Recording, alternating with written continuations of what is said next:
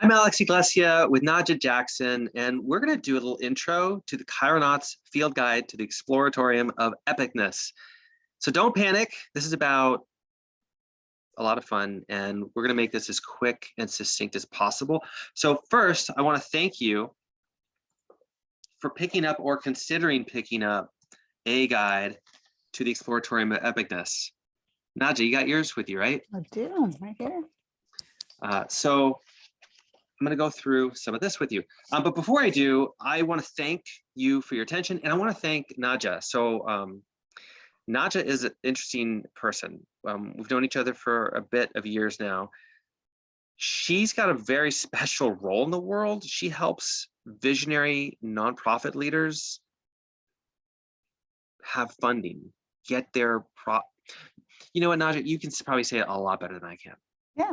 So we invest in new nonprofits in the community, basically community leaders with a vision of what they want to bring to life come to us, and we kind of help incubate them and make their dreams a reality. So. And you mentioned to me that you yourself are in a little bit of an exploring mode, how to take your own impact, contribution, courage to make it even more of a reality, to believe it even more yourself, which is something we're all doing, like believing our own message even more. Yeah, definitely. I mean, I'm in a kind of a new phase of my life. My daughter's grown and flown, and I recently moved, and just in a new phase and wanting to listen to all the messages that the universe is sending me, that good stuff is out there. And, you know, how do I find it? How do I uncover it? And how do I believe that it's for me? So. Perfect. I think that's the epitome of who this journal is for and what it's about. So here's what we're going to do. I'm going to give a little overview of what this is and why, and then we'll go through the first section, which is needs a little bit more explanation, and then the second section, which needs less explanation. Okay. So to start off, what is a Kaironaut? On the back it says, Kairos is an ancient Greek word meaning the right or opportune moment, the supreme moment. The ancient Greeks had two words for time: chronos, referring to sequential time; kairos, the moment of indeterminate time in which events happen. So at some point, either we're sensitive enough, or we become sensitive enough, or we have an awakening, or something bad happens, or we're just involved in personal growth, and we start to recognize coincidences. We might label them and experience them as synchronicities. Carl Jung, with his depth psychology, talked a lot about synchronicity, has this a-causal connection, and it's connection through meaning. So for example, if we have an intention or we have a desire, and we start to recognize signs, we've not just that it's a sign, but it's like, there's something about, that's for me. Sometimes it's for me to be aware of, and sometimes it's like, go try that. Yeah. Sometimes it's like, don't go there. But there's this sense of meaningfulness that makes this stand out larger than just a normal coincidence.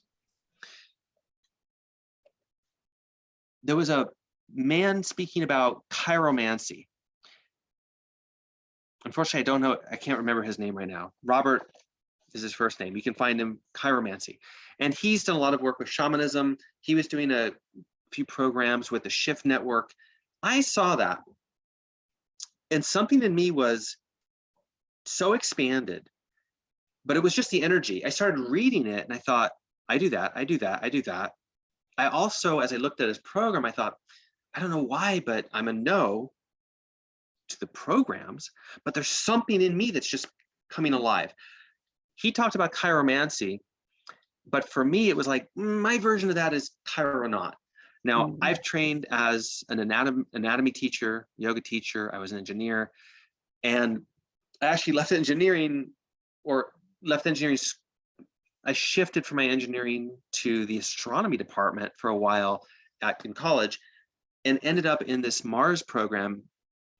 So the idea of being an astronaut and space is exploration of space. The idea of exploration was more of a home feeling to me than being a sorcerer, let's say a chiromancer. Yeah. Small distinction in form, same basic idea. We're playing with synchronicity. So when we hit that point where we're in a transition, a phase shift in our life from one identity to another, often a version of stepping into a calling. Is it the world calling? Is it our soul calling? Like, yeah, all of it. So when we're in that phase transition, we need to develop skills, not just for making things happen and forcing them away in the typical planner, scheduler kind of way, and not just using our intuition to decide what to do. That's great. I wanted something that was a bit more like going to a playground and feeling the aliveness and the response to things. And you go, I'm going to go do that. You try it. You see how well it works. I'm going to go do that. And while you're doing it, you're noticing, this is the awareness practice, you're noticing and recognizing what's true for you, what works for you, what you want more of, what you want less of. So there's an awareness practice to this. It's a journal to grow and build your awareness economy. That said, what you can expect in here is not the typical, what should I do? What are my goals? What do I need to be reminded of? It's much more like a field guide where we're going out with the assumption that the world's got our back. We're going out with the assumption that there's something for us and there's something in us for that. And then we're documenting the energy, the awareness, the meeting points of meaning. I have found that for me to be more trustworthy for me, I know this isn't for everybody, than goal setting. Then, as you stack goals, aims, targets, projects on top of a more congruent, confident, courageous sense of trusting the play of it all, the Leela, then you can take action faster with a lot less effort. You can do a lot in a small amount of time. You can also say no to a lot more and do things like work on boundaries and all the other practical, relational, social, moral, behavioral type of things that lead to impact. So that's my why. Given all that, this came out of me in about 3 days. And it's an example of a project that's time has come, an opportune time, and it's an intersection of 3 things. These 3 things are in the back. So the principles are Kairos, so opportune time and synchronicity. Number 2, a quote from Douglas Adams' Hitchhiker's Guide to the Galaxy that's always been with me. It is, there is an art, a knack to flying. This knack lies in learning how to throw yourself at the ground and miss. Pick a nice day and try it.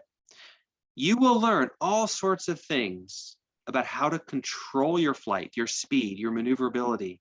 And the trick usually lies in not thinking too hard about whatever you want to do, but just allowing it to happen as if it were going to anyway. So if we can imagine skills, skill development, plus synchronicity as we're doing personal professional development, that's a pretty sweet alchemy. The last third big idea is epic. And epic can be used to say, well, that was epic, that was amazing. And when we say that, we're not saying that was an amazing mythopoetic example of how the divine is influencing your heroic actions in the world. It's not what we usually mean, but that's what an epic really is. And I'm a little bit of a fundamentalist when it comes to that. Epic, a poem, is a lengthy narrative, ordinarily involving a time beyond living memory in which occurred the extraordinary doings of men and women who, in dealings with the gods or other superhuman forces, gave shape to the moral universe for their descendants, the poet and his audience, to understand themselves as a people or nation.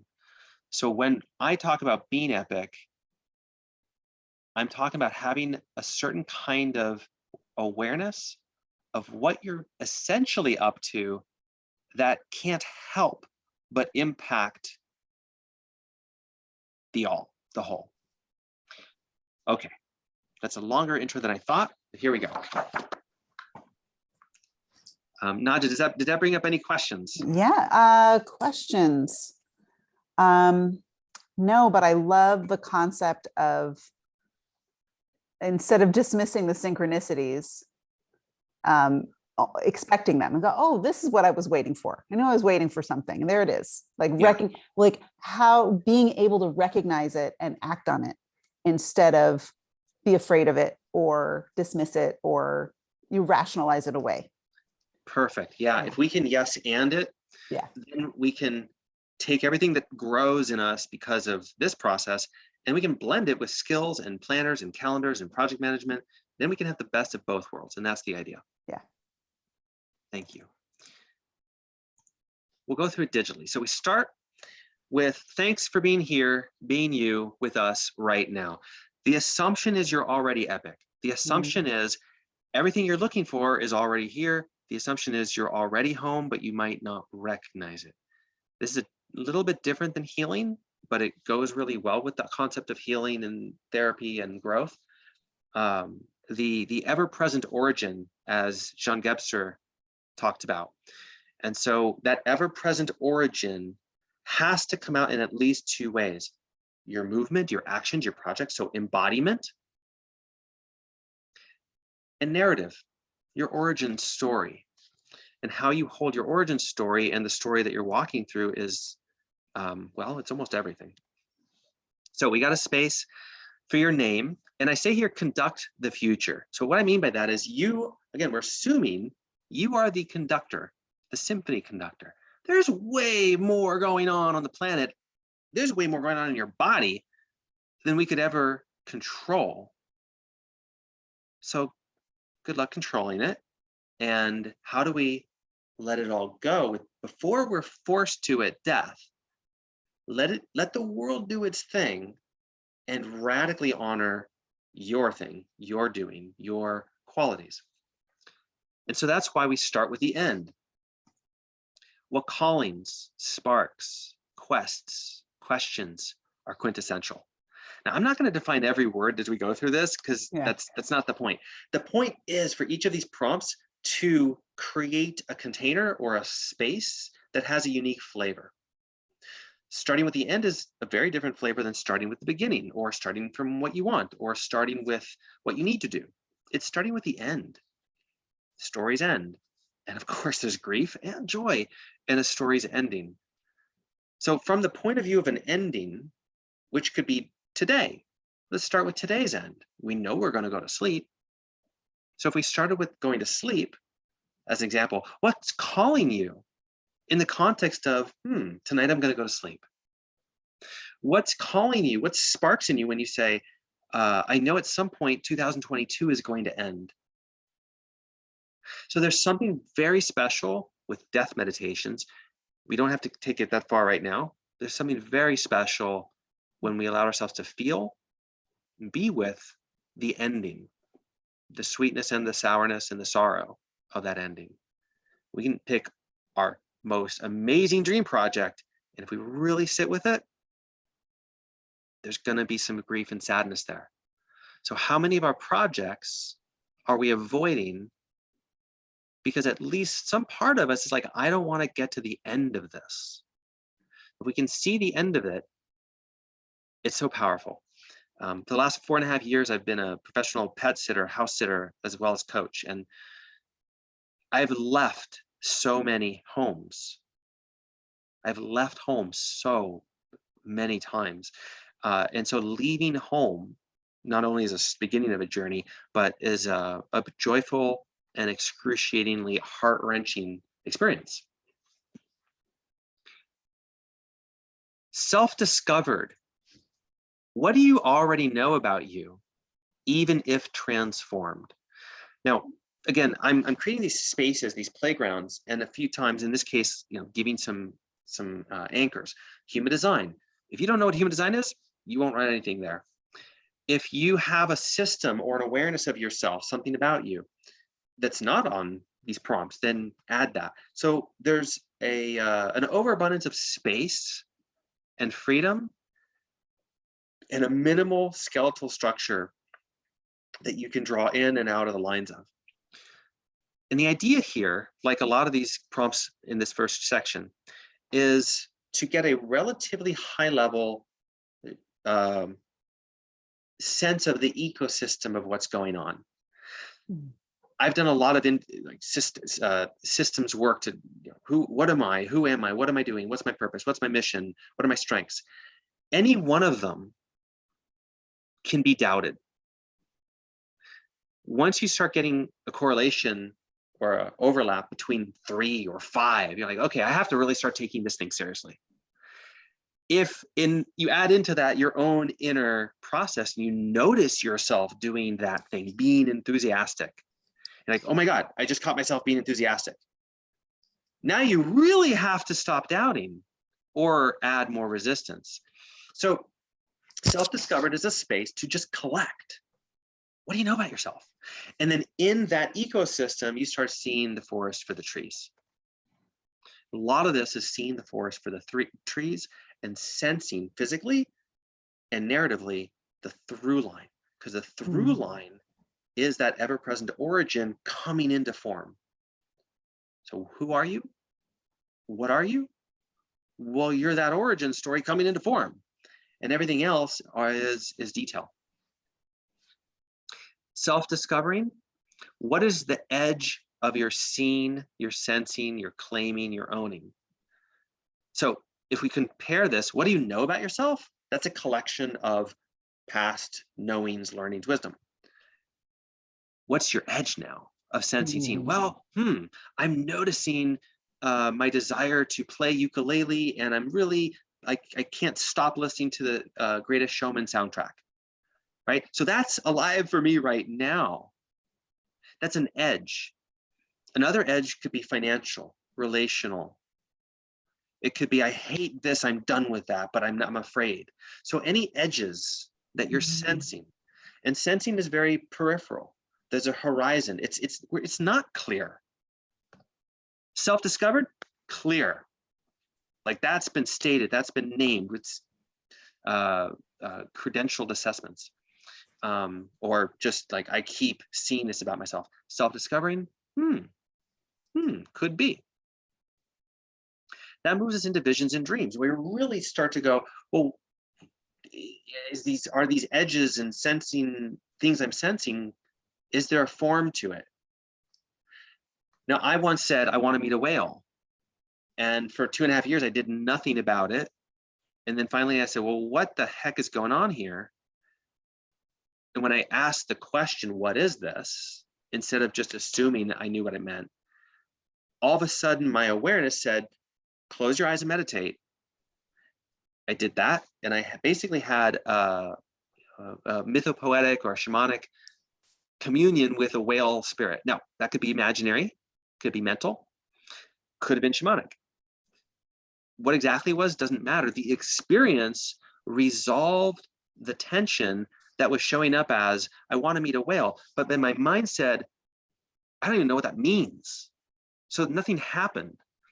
And my mind never thought, oh, I have a vision and a dream to shamanically meet a whale. Like that never occurred to me consciously. So these kind of things happen all the time where we misinterpret our soul's message. Big thing I teach is this essence or is this form? When someone says, I want X, well, do you actually want to eat 4 cupcakes? Or are you craving some kind of sweetness or creativity? One day it might be one or the other. So really helpful to gather any known or potential visions or dreams, and any dreams that have been there for a while. So again, capturing it all. So now that you got this general sense of how we're playing this, I'm going to move a little faster. Mission and message. So vision and dream is this big, all-encompassing form, result, experience. Mission and message, it's much more like, I can do this with you. Let's go on a mission. Here's a message. So thanks for being epic, for me, is a message. The existence of don't panic. Now I'm borrowing that from the Hitchhiker's Guide to the Galaxy, but there's a message. So when I created this field guide, don't panic was very alive in me. The message of don't panic and Kairos and epic came together for the mission of make this happen. Now, I didn't have to force myself. I didn't have to discipline myself. I actually had to give myself permission to stop doing other things and just crank this out, crank it out as from pure joy and fun, and like I can't stop. So mission, message, values, and virtue. Now we've got these sort of stakes in the ground, these things that ground us. Mission and message are things that move. They move between people, they move amongst people. Values, virtues, I'm grounded. What would I stand for? Now, I could go back to Don't Panic and ask, what's the value here? And the first thing that comes up in my mind and my awareness is calm, presence. And as I say it, more comes. Calm, presence, awareness, calm, presence, awareness, connection. So I can follow that stream of consciousness until it peters out or it expands.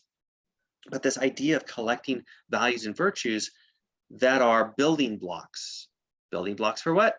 Mission, message, actions. Now, one of the purposes of documenting these things is it's like you are designing, you are, a part of you said, I'm going to create a garden. I don't need to know exactly all of it, but I'm going to start gathering things that are true. By gathering things that are true, you also look at the season, you look at the timing, you look at who you are, you look at how big your family is, you look at do you want to sell things or not. And given all these choices, you then keep building. So all of this is about building the soil, nurturing the soil from which you act. It creates a lot of spontaneous alignment, congruence, and action. With that in mind, purpose and direction. Purpose is, we can confuse it with, I know what my purpose is, and we consolidate it into this thing, and then people feel like they're trapped in a box, and it often can peter out. Instead, if we can experience purpose at a embodied level or a meaning level, then I can immediately shift to looking at this guide, for example, and feeling its purpose, its usefulness. So the quality of usefulness of something is infinite. And I was a martial artist and taught self-defense for a long time. If I take this wallet, you go, well, what is this? What's its purpose? Well, it's to hold my credit card and some cash. Well, if someone broke through the door, I could now use this as a weapon. I can scrape a lottery ticket, right? There are many uses to this that's limited by its form to some degree, because I'm not going to eat this, but also my imagination. So back to body, form, and narrative, imagination. We're back to the same polarity again. This creates a sense of purpose. So if we can acknowledge the usefulness of something to ourselves, to something else, then we can experience purpose. And it's similar with direction in the sense that right now, the purpose of this is to hold my money. Well, the direction it's supporting is having a sense of financial security, abundance, practicality, and then that's connected to a greater circle of purpose. That is, how much can I give? How much can having money help me generate for more people, myself and my wife, and on and on and on. And it's just this cascade of interdependent purpose and directions. That can help free our mind from what's my direction? It's like, well, what are we talking about? Because you've got a direction and a sense of purpose related to your relationships, related to society, and any context has its own narrative. So instead of trying to answer it once and for all, if we can just blurt it all out and brain dump it, then again, we can get the gestalt of it, the whole ecosystem. That lets us and our bodies rest. It lets us feel enough. And from enough, then I can say, I'm going to limit myself to doing these 3 things, or 5 things, or 1 thing.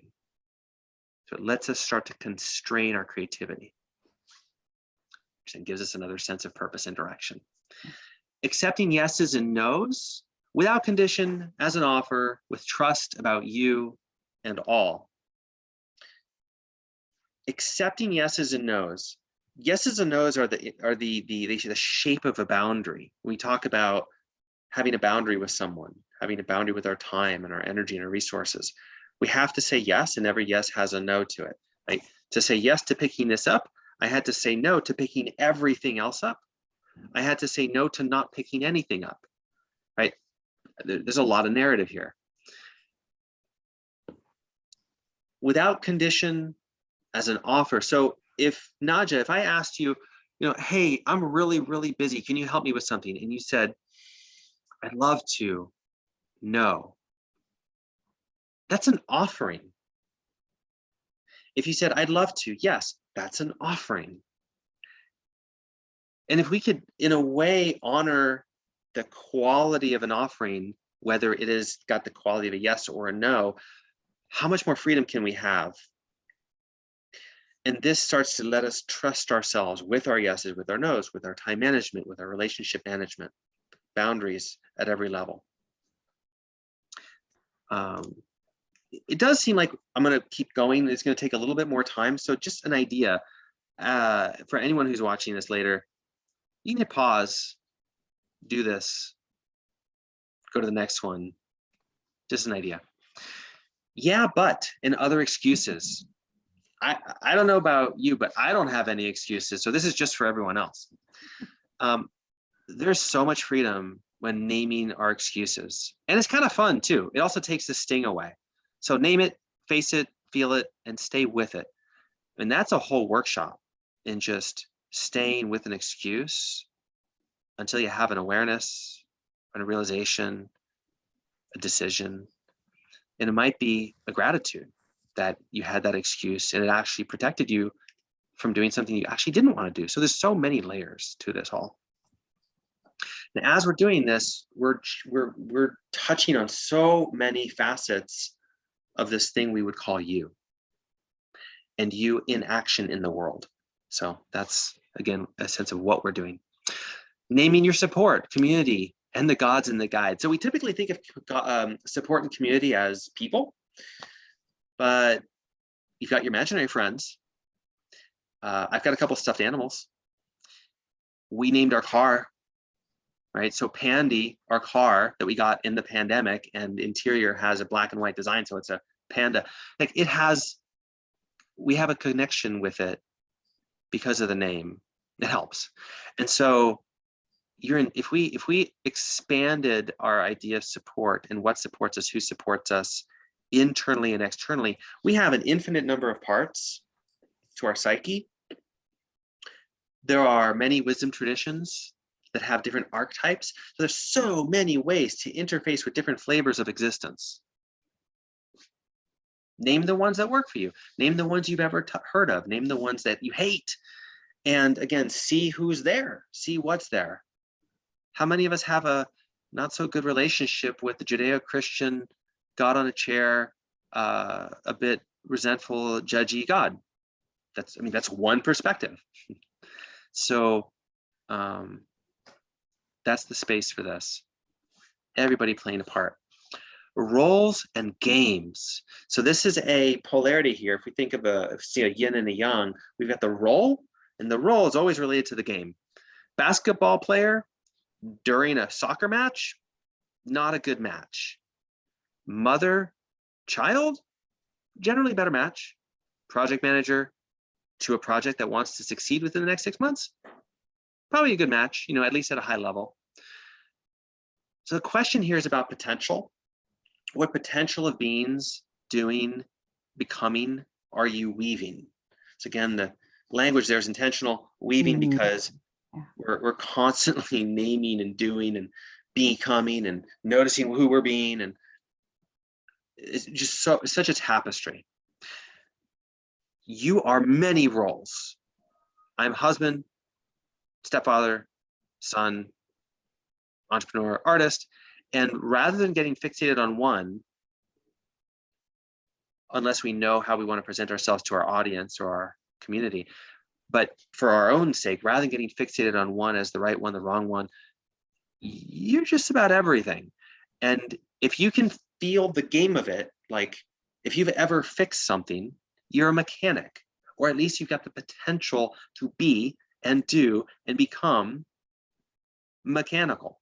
So roles and games is so freeing for people in any kind of an identity transformation, any kind of a self-exploration, to just name it and claim the whole ecosystem. Stages and states capture helpful frameworks, processes, practices. There's many developmental frameworks about how an individual or a group or culture moves through stages of development: child, teenager, young adult, adult, elder.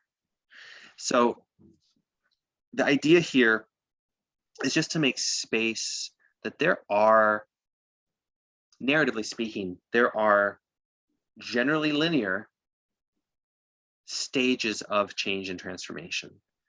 This is one, right? We can say, how am I in the stage of being a victim that I need to then step into owning the capacity to have conflict? If I can say, okay, look, I don't like conflict, but I'm willing to build some skills and develop that part of me, then all of a sudden I can own some responsibility. If I try to jump from responsibility to non-judgment, that might sound like a good idea, but if I don't know how to do synthesis and I'm not willing to reconcile because I'm still holding resentment, how am I going to get to non-judgment? It's just going to be spiritual bypass.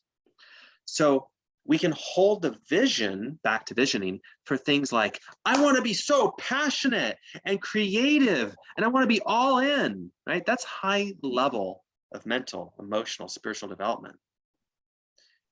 If I want to be creative, but I hate being of service, how's that going to work? So there's many stages, there's many states, and that's what we're holding space for here. Again, almost each of these could be a day-long workshop. Tools and rules, helpful frameworks, processes, and practices.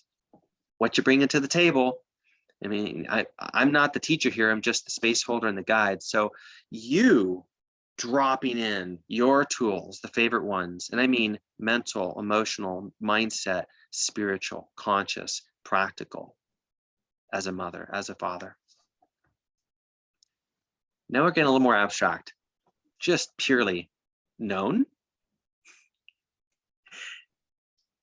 And if it's not already clear, so much of this is an intuitive, emergent process, like what comes up as you sit in the space of the question here.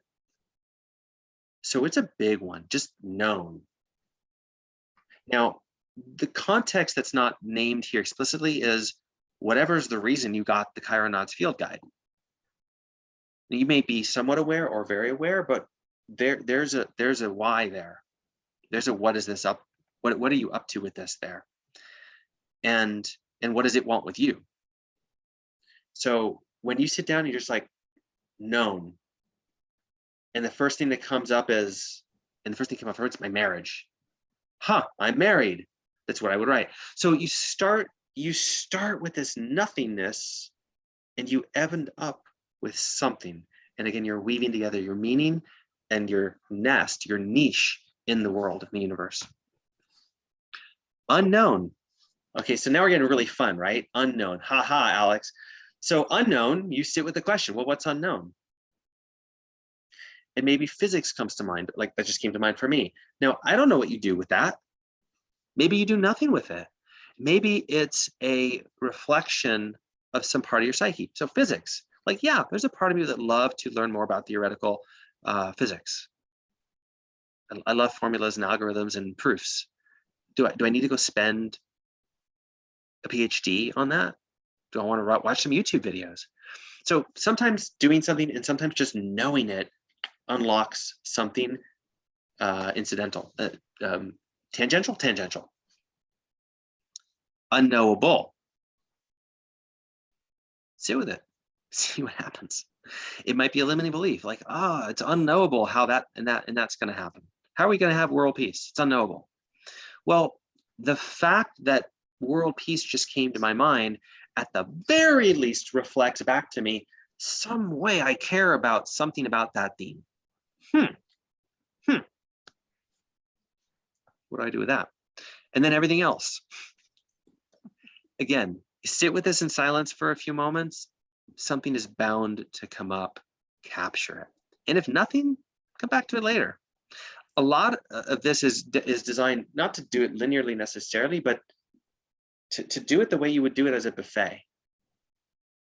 Like, I'm hungry for that right now. I'm not for that right now. Oh, I'm full right now, but I'm hungry tomorrow.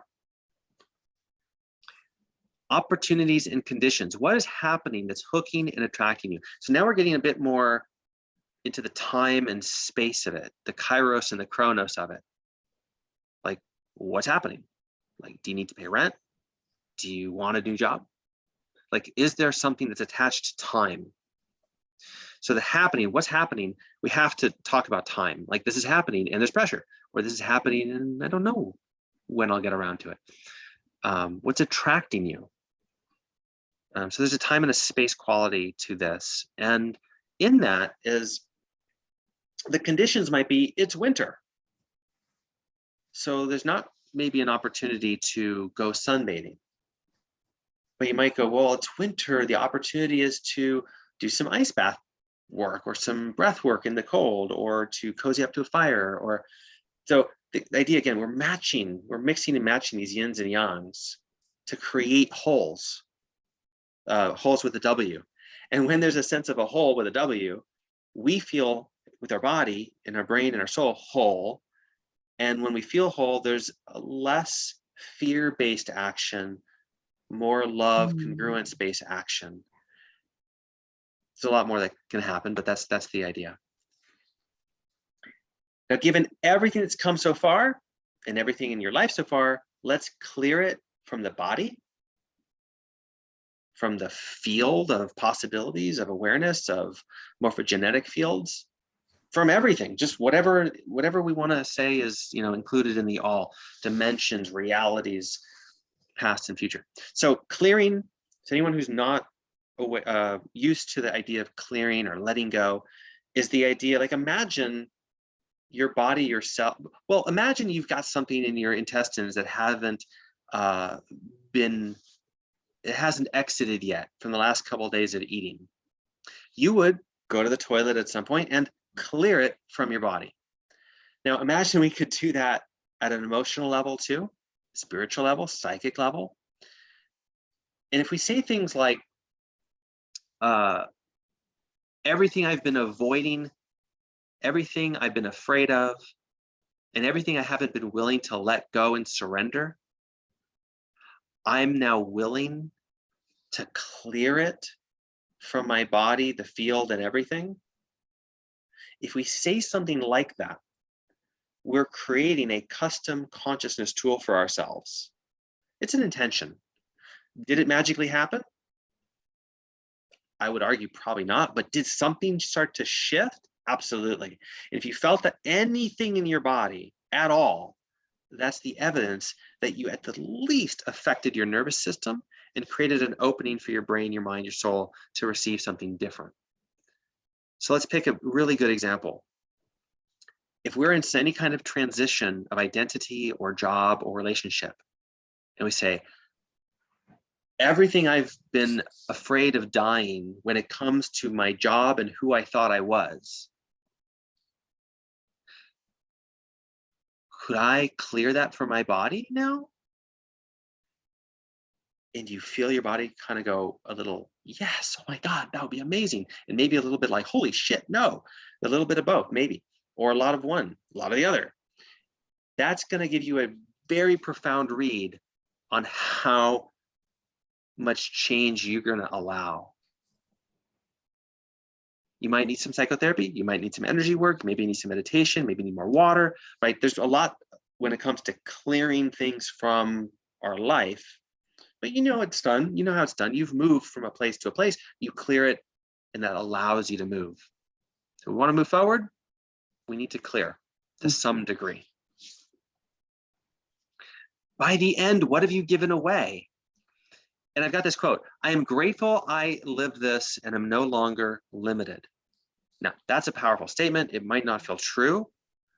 It's an invitation. So by the end, we're back to the idea of end. What have you given away? It's a mini death meditation.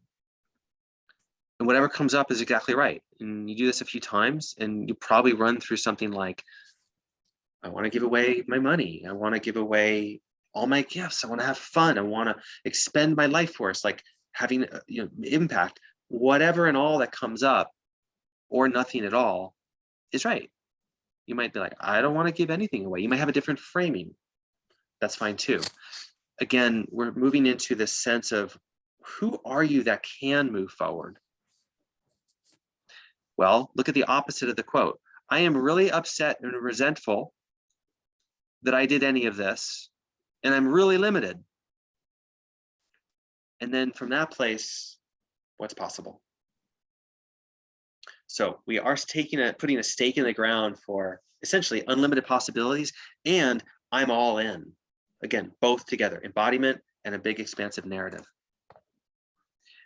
So now we get into a version of the epic map, and the epic map is a inside out framing of your life's message, contribution, and impact.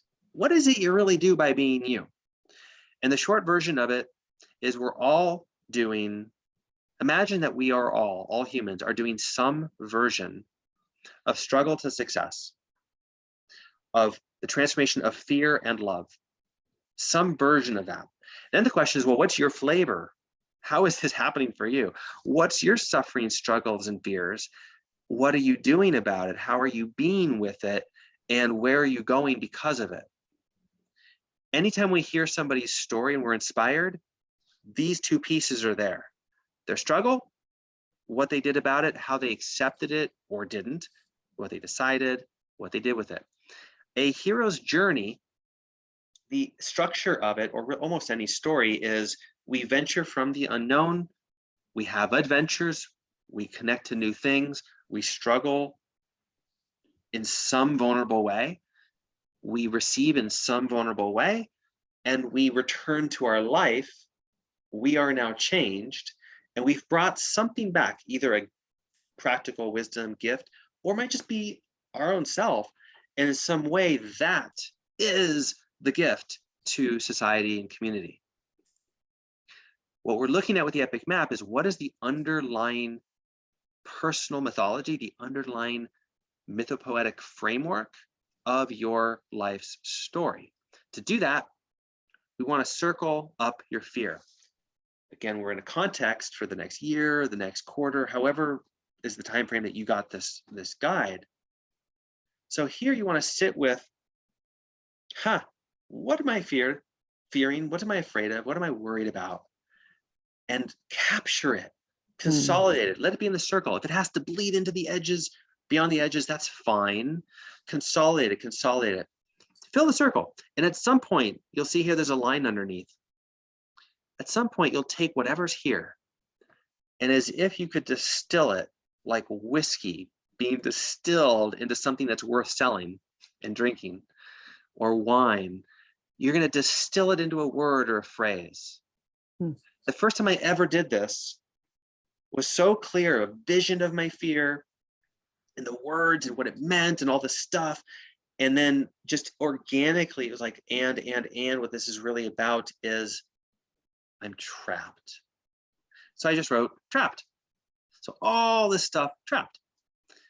And it becomes a magic word for me. If we do the same thing on the right side, this time it's about flow. It's the greatness. It's the flow. What flow are you seeking? What flow are you wanting?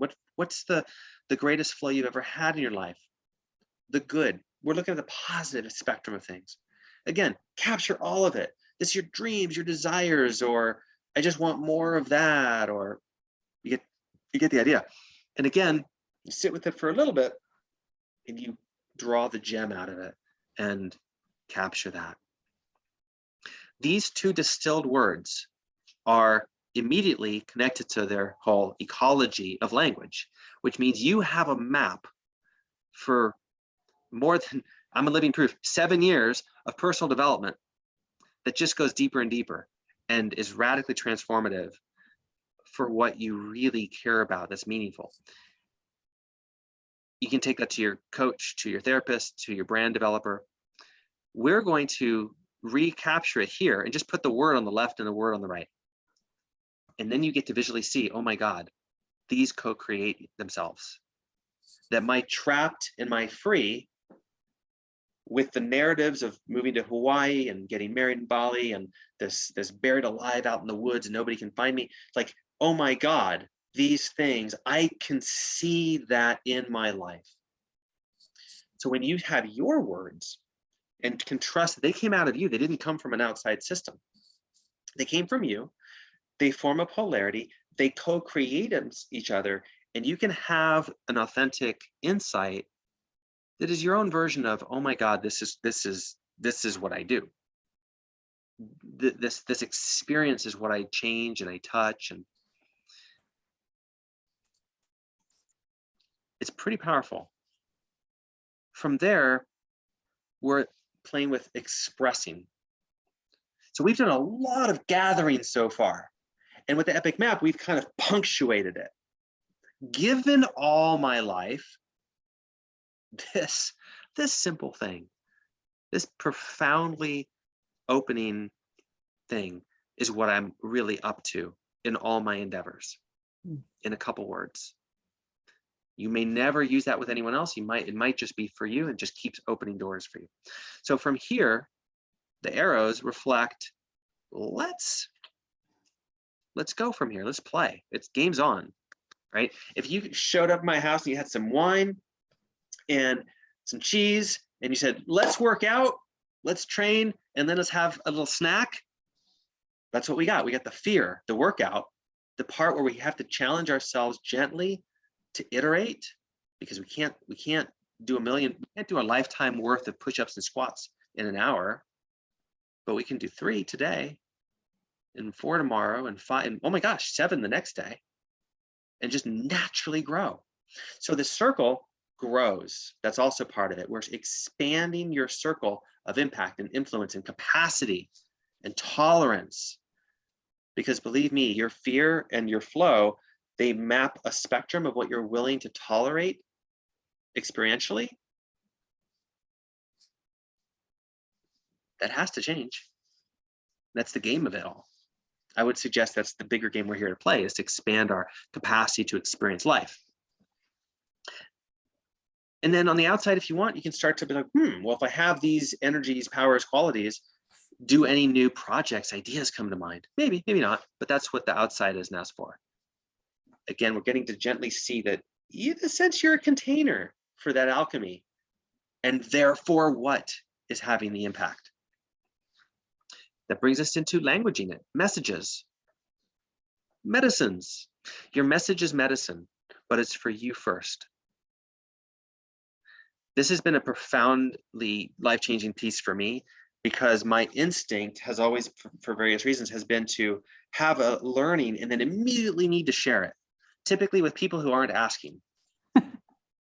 And that doesn't work well. It really didn't work well for me. And I know some people, it can work well. So kudos. The insight for me was, your message is medicine, but for you first, and maybe for you alone. The trick is, if we really embody that our message is for us, and we do that, then we do what Gandhi talks about, be the change you wish to see in the world, but we actually take it seriously. So for me, thanks for being epic. I have this desire, this like reaction to tell people that. But it can also come across as hollow if I'm not taking my own medicine pretty regularly, because that medicine is solved for my wounds and shadows, and again, wherever they came from, this life, another life, karma, whatever.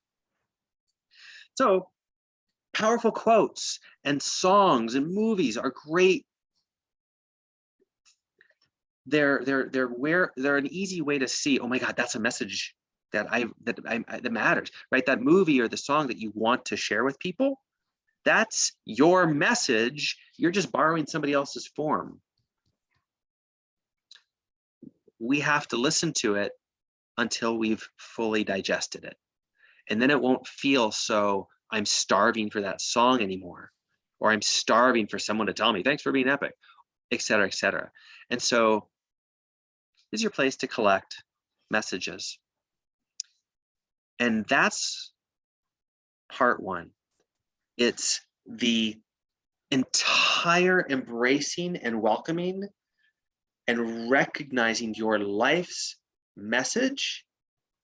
And if nothing ever else happened, you get the meaning, the joy, the vigor of your own life's message. You get the joke.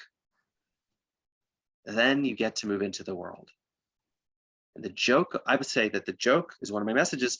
The joke of our wound moves us into the world. And so when we do the epic map, the fear and the flow, and you see your own trapped and free, you go, oh my God, I get the joke that I love being trapped. It is so fun to have that kind of a challenge. Oh, it's something shifts in you, like, Jesus, I just got the joke. When you have that moment, and there's many of those versions of moments, and you've probably had them already, it unlocks capacity, talent. And then because it's unlocked, you can start to do something with it or not. Your choice. Choice, choice, choice. You get to afford more choices. Now, part two.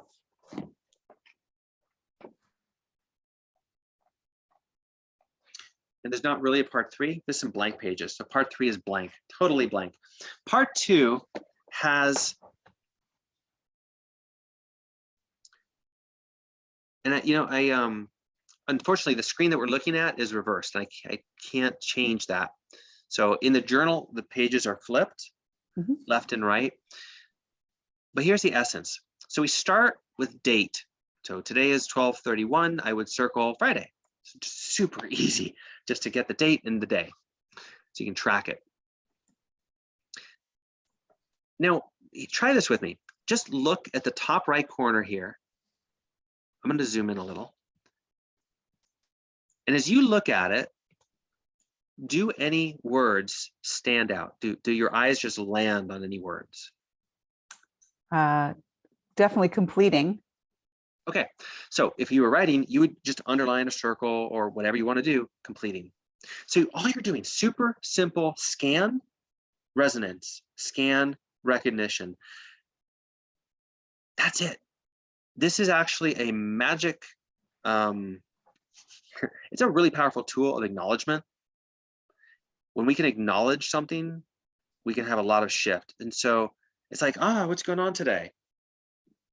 And we look, and then we're reflecting, oh, this is a mirror. Oh, I'm completing. Then the inquiry is like, what am I completing? Or even in acknowledging, seeing that your eyes are landing on completing, you spontaneously have the awareness of what is completing in you.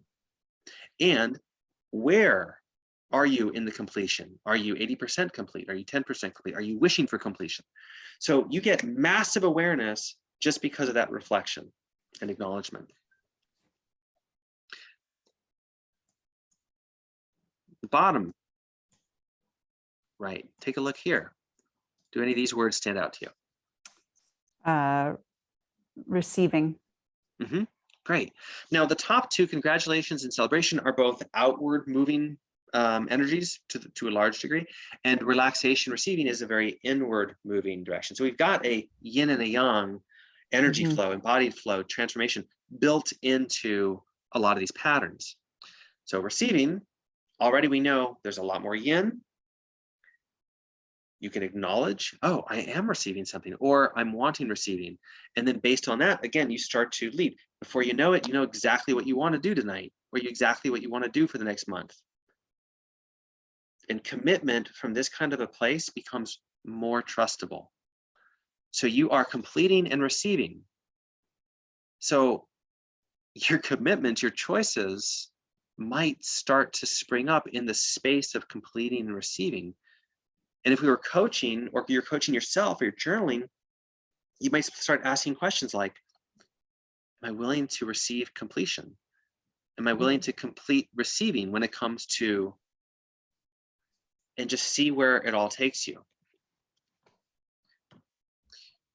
Then we would move to the right page, which right now is to the left. And we've got a longer list. Now, this is just one collection of sort of behaviors, actions, categories of action in a way. All these categories of action have various yins and yangs to them. How much effort, effortlessness, how much receiving and being, how much making it happen and doing. Both sides of it are required for either of these. So again, you can scan it and just get a sense for what's alive right now. It could be more than one. It could be 5. It could be all of them. It could be one. It could be none.